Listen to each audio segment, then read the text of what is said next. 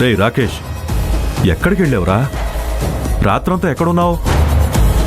నిన్నటి నుంచి నీ మొబైల్ స్విచ్ ఆఫ్లో ఉందేంటి? అసలు భూమికి యాక్సిడెంట్ అవడం ఏంట్రా? మనం అనుకున్నది వైష్ణవికి కదా. అసలు ఏం జరిగిందిరా? పొరపాటున వైష్ణవికి యాక్సిడెంట్ చేయబోయి భూమికి చేశాను.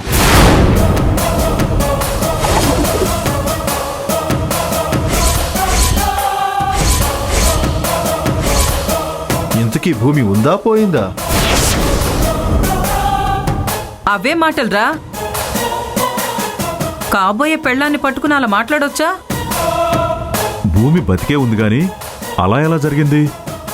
ఏమో, ఆ కన్ఫ్యూజన్లో ఎలా జరిగిందో కూడా నాకు గుర్తులేదు. ఇక ఆ విషయం వదిలేయండి. అసలే షాక్లో ఉన్నాను. అందుకే నిన్నటి నుంచి మొబైల్ స్విచ్ ఆఫ్లో పెట్టి రాత్రంతా కారులో పడుకున్నాను. ఇంతకీ భూమికి ఎలా ఉంది? మమ్మల్ని అడుగుతావే, అదేదో భూమిని అడిగి తెలుసుకో. నిన్న నువ్వు హాస్పిటల్కి వెళ్ళి కలిసి మాట్లాడుంటే బాగుండేది.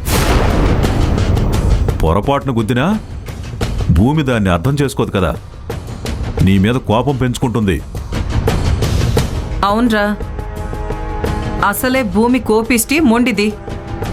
ఈ పాటికే నిన్ను తిట్టుకుంటూ ఉంటుంది. దానికి నీ మీద మనసు విరిగిందంటే ఇక నీతో పెళ్లికి ఎట్టి పరిస్థితుల్లో ఒప్పుకోదు. మన బతుకులు మళ్ళీ బానిస బతుకులవుతాయి. చివరికి వైష్ణవికి యాక్సిడెంట్ చేశావంటే. పద్మజ, నెమ్మదిగా మాట్లాడు. పైన అమ్మ నిద్రపోతోంది. నీ గొడవకి నిద్రలేసి అంతా వింటుంది. ఒరే, ఈ యాక్సిడెంట్తో ఇక భూమి అన్నీ మర్చిపోయి నిన్ను పెళ్లి చేసుకుంటుంది. ఇక మన బతుకులు మారిపోయినట్టే అని ఎంతో ఆశపడ్డాను. కానీ నువ్వేమో ఇలా చేసావు. కనీసం నువ్వు హాస్పిటల్కి కూడా రాలేదని నీ మీద పీకల దాకా కోపంతో ఉంటుంది. ఇప్పుడు ఎలా రా? భూమిని కన్విన్స్ చేయటం, పెళ్లికి ఒప్పించడం కష్టమైపోతుంది. అది నేను చూసుకుంటాను. గొర్రె ఎప్పుడు కసాయివాణ్ణి నమ్ముతుంది. నేను మంచివాణ్ణి అయ్యుంటే వర్కౌట్ కాదు, కానీ నేను భూమి కంటే 4 రెట్లు డేంజర్ కానీ.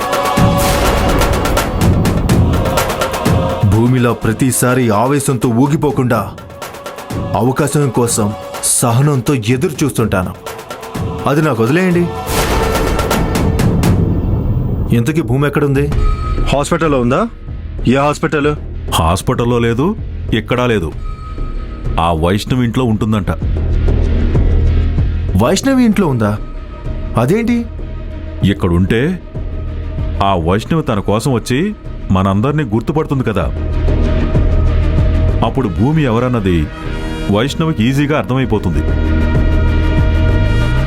మన ప్లాన్స్ అన్నీ మంట కలిసిపోతాయి. అందుకే హాస్పిటల్ నుంచి నేరుగా వైష్ణవి ఇంటికే వెళ్ళింది. అవునరా, భూమికి నీ మీద కోపం మరింత పెరిగేలోగా వెంటనే వెళ్ళి దానికి ఎలాగోలా నచ్చ చెప్పు. అవసరమైతే కాళ్ళ వేళ్ల పడైనా నీ మీదున్న కోపం పోయేలా చేసుకో. అప్పుడు కానీ నీతో పెళ్లి కొప్పుకోదు. అర్థమైందా? బాగా అర్థమైంది. ఇప్పుడు నేనేం చేయాలో నాకు క్లియర్గా తెలిసింది. సరే, త్వరగా వెళ్ళి భూమిని కన్విన్స్ చేశాక మాకు కాల్ చేసి గుడ్ న్యూస్ చెప్పాలి. వైష్ణవి, భూమి నీ దగ్గర ఉందన్న సాకుతో చీటికి మాటికి నీ అందాన్ని చూడ్డానికి రోజు నీ ఇంటికి రావచ్చు. వస్తున్నా వస్తున్నా వచ్చేస్తున్నా. రేయ్, వెళ్ళరా.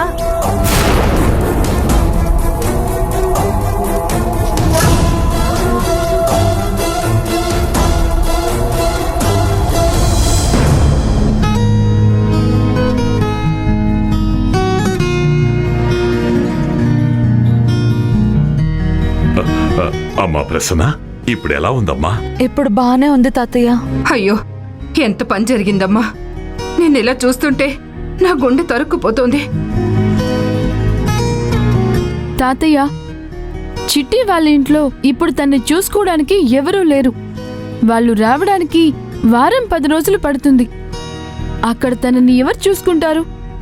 అందుకే మన ఇంటికి తీసుకొచ్చాను.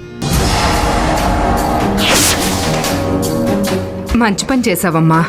చిట్టికి పూర్తిగా తగ్గిపోయి తను ఎప్పట్లా ఆరోగ్యంగా మారేదాకా మన ఇంట్లోనే ఉంటుంది.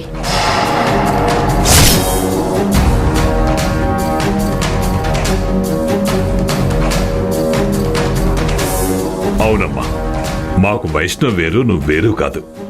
నువ్వు కూడా మా మనవరాలివే. ఈ ఇల్లు నీదే అనుకో. నీకేం కావాలన్నా మొహమాటం లేకుండా అడుగు. నీకేం కావాలన్నా నాతో చెప్పు, అన్నీ చేసి పెడతాను.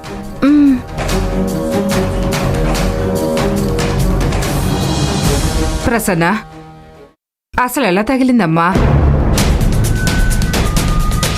ఎవడో దొంగ వెదవా తాగున్నాడో లేక డ్రైవింగ్ సరిగ్గా రాదో ఏంటో అడ్డదిడ్డంగా కార్ డ్రైవ్ చేస్తూ తన మీదకొచ్చాడు. నేను చిట్టిని కాపాడి ఆ తర్వాత నేను కార్ కింద పడిపోయాను. అప్పుడు తనే వచ్చి నన్ను కాపాడింది. అంటే ఇద్దరూ ఒకరినొకరు కాపాడుకున్నారనమాట. అవును. అక్క చెల్లెళ్ళే కోపాలతో ద్వేషాలతో గొడవలు పడుతున్న ఈ రోజుల్లో మీరు ఒకరంటే ఒకరికి ఎంత ఇష్టమో చూస్తుంటే ముచ్చటేస్తోందమ్మా.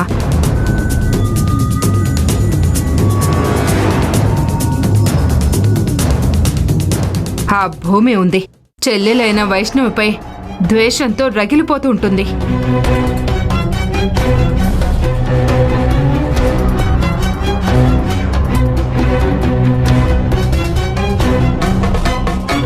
అలాంటి దానికి గుణపాఠం చెప్పకుండా పాపం అమాయకురాలైన చిట్టికి యాక్సిడెంట్ జరిగేలా చేశాడా దేవుడు.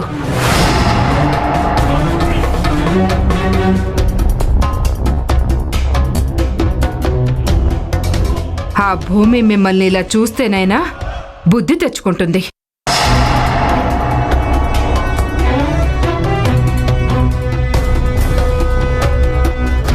అయినా పుట్టుకతో వచ్చిన గుణం ఎలా పోతుంది?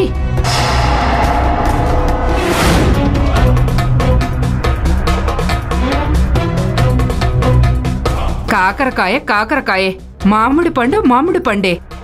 దాని చేదు దీనికి రాదు, దీని తీపి దానికి రాదు.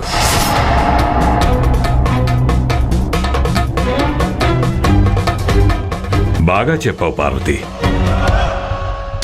అనవసరంగా ఈ ఇంటికొచ్చి వీళ్ల చేత ఇండైరెక్ట్ గా మాటలు పడుతున్నాను. అసలు నా పరిస్థితుల్లో ఈ వైష్ణవి ఉండాల్సింది. దాన్ని చూసి నేను సంతోషపడేదాన్ని. అంతా రివర్స్ అయింది. ఆ రాకేష్ గడి దీనికి కారణం. నేను పూర్తిగా కోలుకున్నాక వాడి పని చెప్తా. గ్రానీ, ఇప్పుడు ఆ భూమి గొడవ వదిలేయండి. నువ్వు బలవంతంగా తాలి కట్టింది ఒక గాజు బొమ్మకి. ఈ గాజు బొమ్మ మనసు మార్చి నా దాన్ని చేసుకుంటాను. లక్ష్మీ సౌభాగ్యవతి. ఏప్రిల్ 5 నుంచి ప్రారంభం. రాత్రి 7 గంటలకి తప్పక చూడండి. అనవసరంగా ప్రసన్న డిస్టర్బ్ అవుతుంది. తనకిప్పుడు రెస్ట్ చాలా అవసరం. తను పూర్తిగా కోలుకునేంత వరకు మనందరం చిట్టి గురించి ఆలోచించాలి. ఆ భూమి గురించి ఎట్టి పరిస్థితుల్లోనూ ఆలోచించకూడదు. నిజమేనమ్మా. ఆ దరిద్రపు కొట్టుదాన్ని తలుచుకుంటూ పాపం చిట్టిని కష్టపెట్టిన వాళ్ళమవుతాం.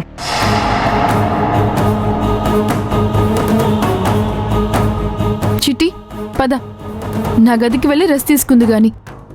నీ గదికెందుకు? నేను జగదీశ్వరి అమ్మమ్మ గదికెళ్ళి అడ్జస్ట్ అవుతాను. ఏం వద్దు. కావాలంటే నీకు సెపరేట్ బెడ్రూమ్ ఇస్తా. ఓకేనా? Thank you.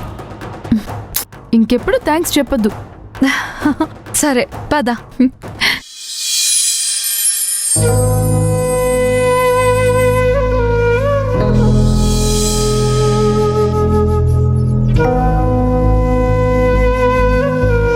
లెటర్ కూడా ఏం పెట్టలేదు.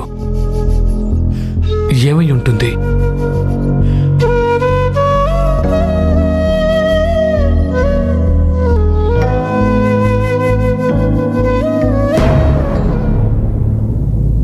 అఖిల్ గారికి కాల్ చేసి చెప్పాలి. నేనింకా రాలేదని, కనీసం కాల్ కూడా చేయలేదని అనుకుంటారేమో. చచ్చా, అఖిల్ గారు అలా అనుకోరు. కానీ పద్ధతి ప్రకారం నేనైనా కాల్ చేసి చెప్పాలిగా.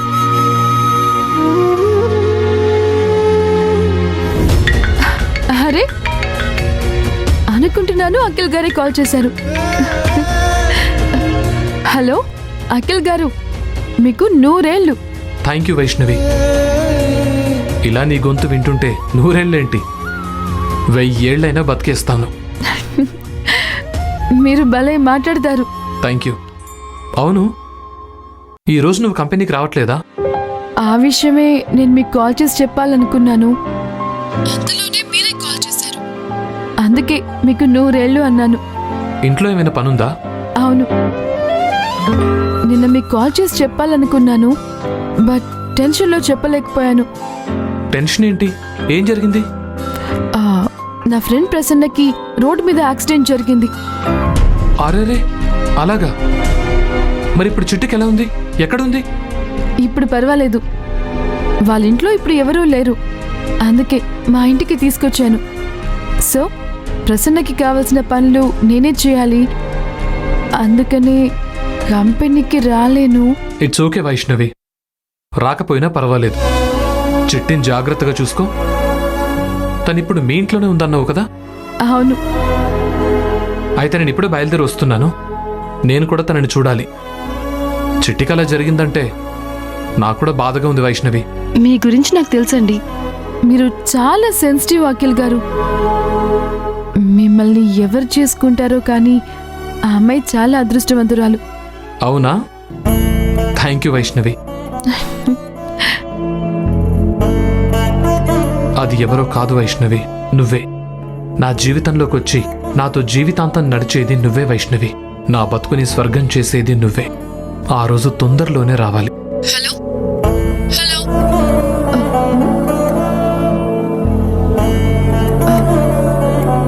అఖిల్ గారు, సారీ వైష్ణవి, ఇక్కడ ఏదో చూసి ఆగిపోయాను. మీరిప్పుడు వస్తున్నారు కదా? ఇదిగో బయలుదేరుతున్నాను. రండి, మీరు వచ్చాక మాట్లాడుకుందాం. ప్రసన్నకి మెడిసిన్ వేసే టైం అయింది. ఓ అలాగా, సరే సరే, నువ్వు కానీ, నేను వస్తున్నాను. ఓకే.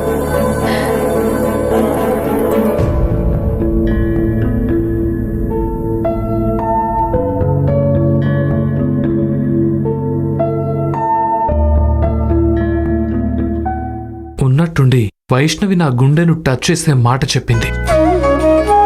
వావ్, ఆ మాట తన నోటి నుంచి వింటేనే నాకు చెప్పలేనంత ఆనందంగా ఉంది. ఇక తను నా లైఫ్లోకి వస్తే స్వర్గం, నా లైఫ్ స్వర్గం అవుతుంది.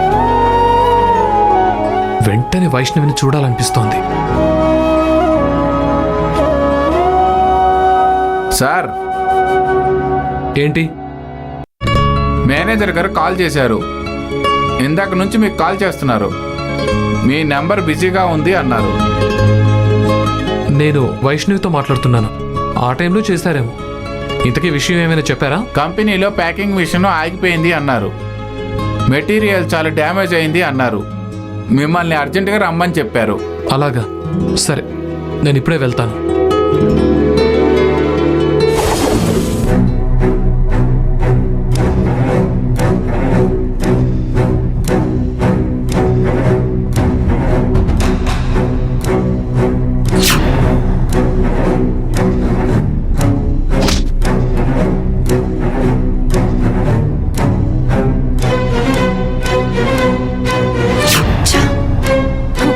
ఒకటి చేయబోతే మరొకటి జరిగింది. వైష్ణవిని లైఫ్ లాంగ్ మంచాన పడేద్దామని నేను ప్లాన్ చేస్తే రివర్స్ అయి నేనే వీల్ చైర్లో పడ్డాను. కర్మ. అసలు ఇదంతా రాకేష్ గాడి వల్లే. వాడు రాని వాడి సంగతి చెప్తాను. భూమి, ఓ సారీ, ప్రసన్న.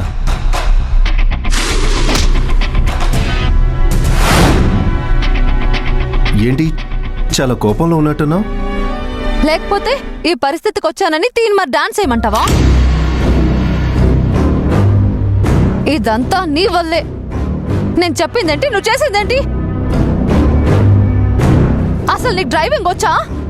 నేను అమెరికాలో కూడా డ్రైవింగ్ చేసిన వాడిని. నా డ్రైవింగ్ గురించి నువ్వు మాట్లాడకు. నేను బాగానే డ్రైవ్ చేసి యాక్సిడెంట్ చేయబోయాను. సరిగ్గా వైష్ణవి కార్ కింద పడిపోయే టైంకి నీ అంతటి నువ్వే వచ్చి కార్ కింద పడ్డావు. అలా ఎలా జరిగిందో నాకు అర్థం కావట్లేదు. ఏదేమైనా డ్యామేజ్ నీకు జరిగింది. I'm really sorry Prasanna. నువ్వు స్పీడ్గా రికవరీ అయ్యావంటే ఈసారి పర్ఫెక్ట్గా ప్లాన్ చేసి యాక్సిడెంట్ చేస్తా. I promise you. నీ ప్రామిస్ వద్దు, నువ్వు వద్దు. ఇంత మంచి అవకాశం మళ్ళీ వస్తుందా? ఛ! అంతా పాడు చేసేసావు. నేను చేయలేదు భూమి, నువ్వే చేసుకున్నావు. కాదు నీ చేతులారా నువ్వే చేసుకున్నావు. ఫోన్ మాట్లాడుకుంటూ వచ్చి కారు కింద పడ్డావు. ఎవరు తవ్వుకున్న గొత్తులో వాళ్ళే పడటం అంటే ఇదే. ఏం ఆలోచిస్తున్నావు రాకేష్? అదే ఈసారి ఎలా ప్లాన్ చేసి యాక్సిడెంట్ చేద్దామా అని. ఈసారి కూడా వైష్ణవికి బదులుగా నన్ను పర్మనెంట్ గా మంచం మీద పడేలా చేయాలనుకుంటున్నావు కదా? ఎందుకలా నెగిటివ్గా మాట్లాడుతున్నావు? కాస్త పాజిటివ్గా ఉండొచ్చు కదా. ఇప్పటి వరకు జరిగిందంతా నెగటివే కాబట్టి నేను అలాగే ఆలోచించాల్సి వస్తుంది. ఇంతవరకు మనం ఏదైనా అనుకున్నది అనుకున్నట్టుగా జరిగిందా చెప్పు? ముంబై గ్యాంగ్ కి వైష్ణవిని అప్పగించాం. చివరికి ఏమైంది? ఆ అఖిల్ గాడు వచ్చి సేవ్ చేశాడు. చీర తగలబెట్టి వైష్ణవి అందాన్ని పాడు చేద్దాం అనుకున్నాం. అది కూడా చెడింది. ఇప్పుడు యాక్సిడెంట్ ప్లాన్ చేస్తే అది రివర్స్ అయ్యి నేనే పేషెంట్ అయ్యాను. ఇంత నెగటివ్ జరుగుతుంటే పాజిటివ్ గా పద్ధతిగా ఎలా మాట్లాడమంటావు? అయినా సరే పాజిటివ్గా ఉండాలి. అనుకున్నది సాధించాలంటే సంకల్పం గట్టిగా ఉండాలి. ఆహా, ఎత్తుకు పై ఎత్తు వేయాలి. ఈసారి నేను ప్లాన్ చేస్తాను చూడు. దెబ్బకు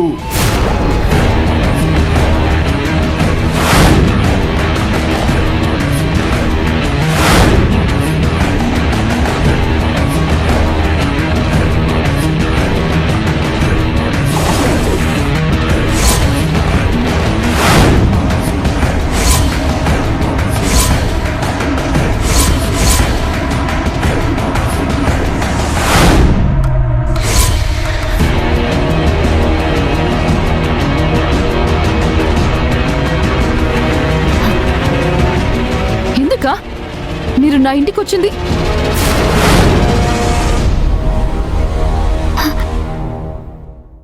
నన్ను ఇలా బాధ పెట్టడానికేనా మీరిక్కడ ప్లాన్ చేస్తోంది?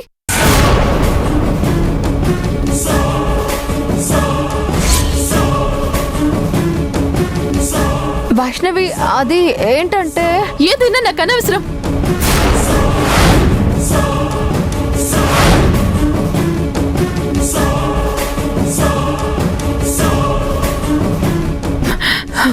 నేను చాలా హర్ట్ అయ్యాను.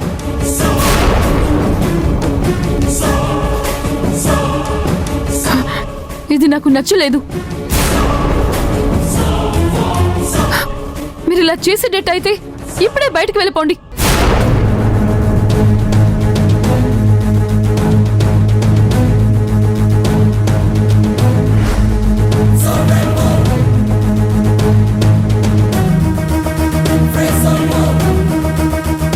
సారీ వైష్ణవి. సారీ చెప్పడం కాదు, ప్రసన్నకి ఏదైనా జరిగితే మనందరం బాధపడాలి.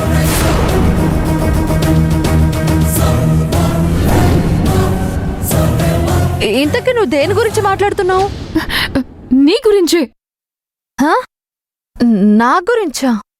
నీ హెల్త్ గురించి.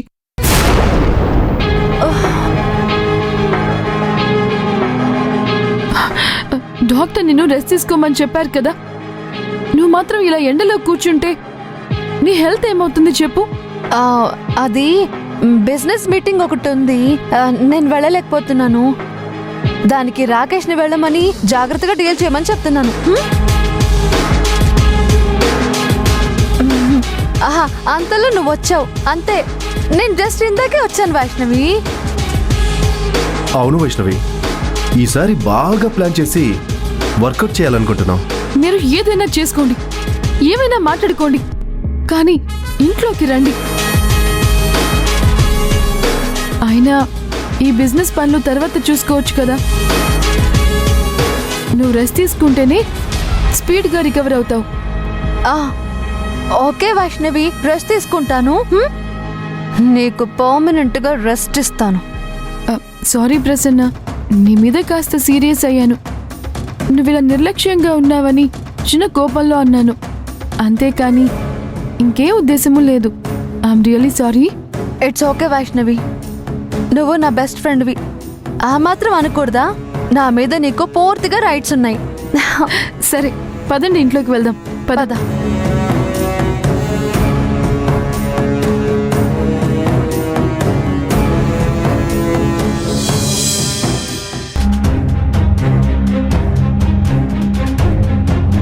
భూమి,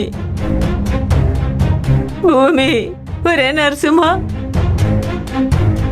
ఒకసారి భూమి దగ్గరికి వెళ్ళి చూసొద్దాంరా. ఆ రోజు సరిగ్గా మాట్లాడనీయకుండా తీసుకొచ్చారు. ఆ హాస్పిటల్లో నా మనవరాలు ఎలా ఉందో, ఆ డాక్టర్లు ఎలా చూసుకుంటున్నారో ఏంటో. అమ్మా, భూమి ఉన్నది హాస్పిటల్లో, అడవిలో కాదు. అక్కడ ఏడ్చి గోల పెడుతుంటే నిన్ను బయటికి తీసుకుని వెళ్ళిపోమన్నారు డాక్టర్లు. నా మనవరాలకు అలా జరిగితే, అది నా కళ్ళ ముందే అలా బెడ్ పైన పడి ఉంటే ఏడవకుండా ఉండడానికి నేను ఇలా బండరాయిని కాదురా, మనిషిని, దానికి అమ్మమ్మని.